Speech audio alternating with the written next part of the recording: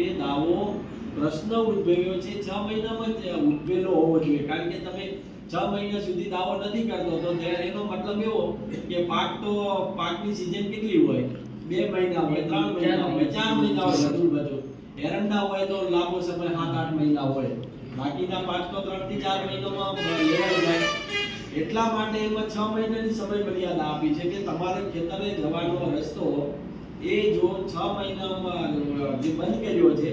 એનો દાવો તમારે 6 મહિનાની અંદર દાખલ કરી દેવો જોઈએ, નહીં તો દાવો ન ટકે. કારણ કે નુકસાન થઈ ગયું છે ખેતી કરવા જવા માટે, તમારું ગાડું હોય, ટ્રેક્ટર હોય કે બળદ હોય કે એ હળ લઈને તમારે જવું હોય તો એ ક્યાંથી જઈ શકો તમે? રસ્તો બ્લોક થઈ ગયો. હા, એટલા માટે કહે છે કે ભાઈ તમારે તાત્કાલિક વહેલી તકે આવી અને દાવા અરજી કરી દેવાની કે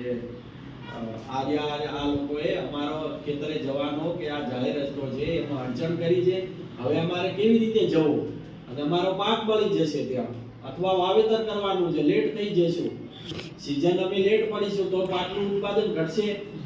એને ધ્યાનમાં રાખીને મામલતદાર કોર્ટ એક્ટ 1906 માં આ કાયદો બન્યો છે અને આજ સુધી અસ્તિત્વ ધરાવે છે અને એ કાયદા મુજબ તમારે રિલીફ મેળવવા